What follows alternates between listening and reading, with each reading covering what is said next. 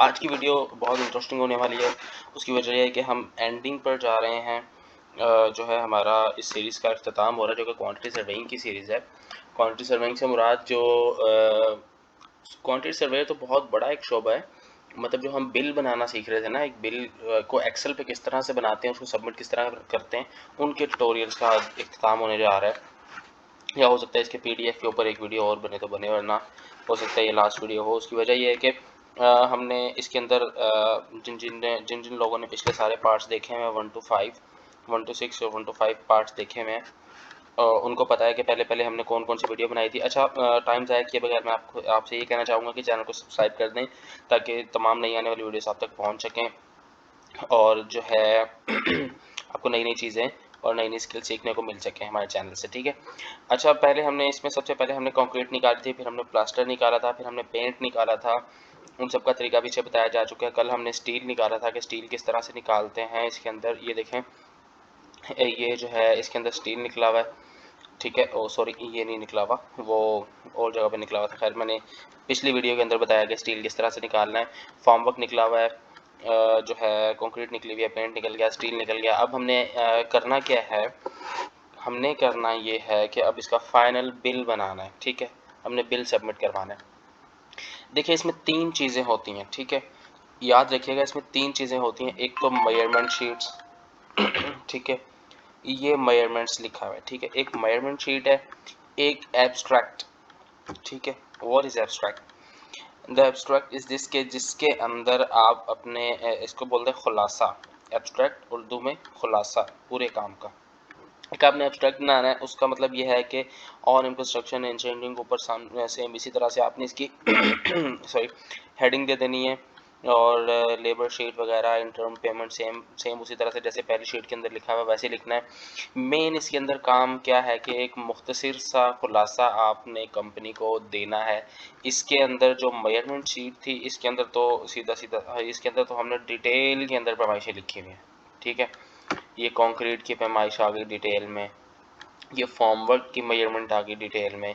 अब इसके अंदर हमने एक टोटल पैमाइश लिखनी है, खुलासा पेश कर देना है। ये formwork of roof column arches etcetera, total formwork जो था। अच्छा, सबसे पहले सीरियल नंबर आ गया, फिर डिस्क्रिप्शन के अंदर डिस्क्रिप्शन आ गई, यूनिट के अंदर स्क्वायर फीट आ गया, एसएफटी रेट आ गया इसका 60 रुपये पर स्क्वायर फीट। टेंटेटिव क्वांटिटीज़ जो कि कंपनी की तरफ से हमें पहले दी गई थी, फर्जी क्वांटिटीज़ के इस ये बिल्डिंग बननी है। कंपनी की तरफ से एक बीओक्यू हमें दिया जाता है जब हमने कॉन्ट्रैक्ट लेना होता है। उसके अंदर फर्जी क्वांटिटीज़ लिखी होती हैं कि इतनी क्वांटिटी फॉर्मवर्क की हो सकती है, ठीक है। उसके मुताबिक हम रेट्स देते हैं। फिर जब काम ख़त्म हो जाता है ना, तो उसके फिर हम पैमाइशें करते हैं, मेजरमेंट्स करते हैं। जब हमने बिल सबमिट करवाना होता है, ड्यूरिंग द वर्क या आफ्टर द वर्क हमने मेजरमेंट्स करनी होती हैं। उन मेजरमेंट्स के ऊपर फिर बिल बनता है। ये तो थी टेंटेटिव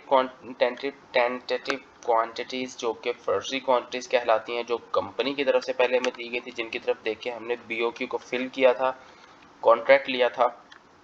और ये करंट क्वांटिटीज़, यानी कि जब हमने काम कर लिया, हमने साइट पे पैमाइश की है और हमें पता चलेगा कि अब साइट के ऊपर इतनी पैमाइश आ रही है। Current quantities multiply by rate. इसी तरह नीचे 4 इंच की कंक्रीट हुई हुई है, और वो उसका यूनिट जो है वो क्यूबिक फीट के अंदर होता है। रेट 60 रुपये है उसका भी। पहले जो फर्जी क्वांटिटी टेंटेटिव क्वांटिटी थी कंपनी की तरफ से, वो 12,033 क्यूबिक फीट थी। अब जो कंक्रीट हुई है वो 800 फुट हुई है, 820 फीट हुई है, ठीक है। क्वांटिटी मल्टीप्लाई बाय रेट, हमारे पास अमाउंट आ गई। सेम इसी तरह नीचे जो है जनाब 5 इंच की कंक्रीट हुई हुई है। अब 5 इंच की कंक्रीट जो है उसका भी जो है यूनिट वो CFT है, 40 रुपये रेट है। और पुरानी जो क्वांटिटीज़ थी, जो फर्जी क्वांटिटीज़ थी, वो ये लिखी हुई हैं। अब जो कंक्रीट हुई है वो 7,848 फीट हुई है, ठीक है। मल्टीप्लाई बाय, ये देखें इसको मैंने मल्टीप्लाई किया हुआ है, ठीक है। दिस मल्टीप्लाई बाय दिस, यानी अब जो क्वांटिटी जो साइट पर काम हुआ है ना, उसको हमने मल्टीप्लाई कर दिया रेट से। ये तो पुरानी क्वांटिटीज़ हैं, ठीक है, अंदाजन थी। जो एक्चुअल क्वांटिटी जो साइट पे हमने काम किया वो ये है, इसको मल्टीप्लाई हमने रेट से कर देना है। ये हमारे पास क्या आ गया, टोटल अमाउंट आ गई, सही है। सेम इसी तरह ये स्टील है, स्टील जो है उसका यूनिट टन में होता है, टनों में होता है। तो टन है, 1 टन का रेट 13,000 रुपये पर टन है। 15 टन उन्होंने कहा था कि स्टील लगना है, लेकिन लग गया 24 टन। अब 24 टन लग गया तो हमने तो 24 टन के पैसे लेने हैं, ठीक है। 24 टन मल्टीप्लाई बाय 13,000 रुपये, तो हमारे पास टोटल स्टील के पैसे आ गए, ठीक है। समझ आ गई आपको?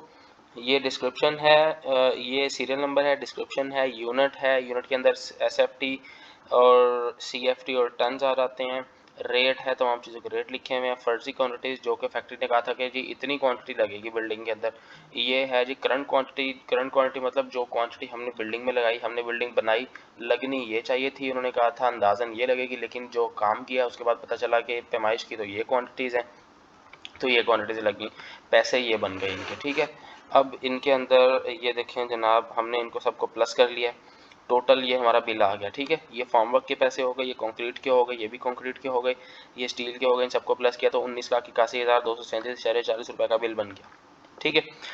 दूसरी चीज़ ये होगी हमारी कंप्लीट। अब तीसरी चीज़ क्या है? तीसरी चीज़ ये है कि हमें एक एप्लीकेशन भी साथ लिखनी होती है इनको शो करवाने के लिए, सही है। वो भी आपको एप्लीकेशन दिखाता हूँ। ये देखें जी, ये एक एप्लीकेशन है, या PDF के अंदर हमने इसको कन्वर्ट कर लिया, ठीक है। हमने पहले एक्सेल के ऊपर बिल बनाया, बिल बनाने के बाद हमने PDF के अंदर उसको कन्वर्ट करके प्रॉपर एक बिल की शक्ल दे दी उसको। This is application. एक जो है ना, एक अच्छा उनके ऊपर इंप्रेशन पड़ता है जब आप बिल जमा करवाते हैं, और एक जो है ना बिल पेश करने का एक अच्छी कंपनी का तरीकाकार होता है। ये 2-3 चीज़ें बीच में होनी चाहिए, सही है। ये यहाँ पर कंपनी का नाम आ गया, आपका लेटर हेड है, जो भी आपने लेटर हेड के ऊपर आपने जिसको जिसको आपने बिल पेश करना है, जो है इंजीनियर है, उसका नाम आ गया, कंपनी का नाम आ गया, सब्जेक्ट है जी labour hostel project phase 1, construction of labour hostel intern payment certificate. आपकी जो है इसका हेडिंग आ गई, सब्जेक्ट आ गया, बिल का डेट आ गई यहाँ पर। फिर आपने नीचे सारा कुछ जो भी है उसका लिख देना, dear sir we are please to submit our first interim payment certificate amounting to 19,81,237.40 रुपये। इसको आपने आगे जो है उसमें वर्डिंग में भी लिख देना है, ठीक है। इंग्लिश में वर्ड्स में आपने इसको लिख देना है, ताकि किसी भी कोई भी जो है ना इसके अंदर वो ना रहे, किसी भी किस्म का कोई उबहाम ना रहे। For execution of above mention work up to date, ये जो जनाब इस डेट तक का आपने जो है ना बिल सबमिट करवाया है, ठीक है, 26 तारीख की डेट तक का। उसके बाद है we are inclosing measurement sheet an abstract of cost for your verification approval and early payment please. अब वो आपने उनसे रिक्वेस्ट कर दी है कि जनाब हमने सब कुछ आपको दे दिया है, और हमें जितना जल्दी हो सके इस पेमेंट की अप्रूवल कर दें। Thank you for assuring your are best services all time, remain faithfully on in construction, ठीक है। आगे सिंपल सब कुछ जैसे एप्लीकेशन में होता है। तो जिनको एक्सेल चलाना आता है, यूज़ करना आता है, उनको जो है PDF बनाना भी आता है। फिर भी मैं इसके ऊपर मज़ीद छोटी छोटी वीडियोस बना के सेंड कर दूंगा कि एक्सेल टू PDF किस तरह से कन्वर्ट किया जाता है, और PDF और वर्ड टू PDF किस तरह से फाइल को कन्वर्ट किया जाता है, वो वीडियोस में मैं आपको बनाकर इसके अंदर सेंड कर दूंगा। और अब हमने वीडियो हमारी ये बिल्कुल कंप्लीट हो चुकी है। हमने बिल को किस तरह से बनाना है, किस तरह से हमें बिल के अंदर कौन कौन सी 3 चीज़ों की ज़रूरत होती है, मेजरमेंट शीट की ज़रूरत होती है, एब्स्ट्रैक्ट की ज़रूरत होती है, और एप्लीकेशन की ज़रूरत होती है। ये मेजरमेंट शीट हो गई जो कि हमने जिसमें डिटेल पे मैच है। ये एब्स्ट्रैक्ट हो गया जिसके अंदर पूरा खुलासा एक छोटी सी पेज के ऊपर है, और एक एप्लीकेशन जो कि मैंने आपको दिखा दी है, सही है। इसके अंदर अगर हमारे बिल्डिंग में और आइटम्स हैं तो वो भी बिल के अंदर शामिल हो जाते हैं। और आइटम से मुराद दरवाजे हो गए, पेंट हो गया, उसके अलावा पेंट तो खैर हमने पैमाइश निकाल ली थी पेंट की, खैर एब्स्ट्रैक्ट के अंदर नहीं है, तो आपने पेंट होगा अगर बीच में तो एब्स्ट्रैक्ट में आप ऐड कर सकते हैं। चूँकि मुझे पेंट की पेमेंट नहीं चाहिए तो मैंने उसको बीच में ऐड नहीं किया।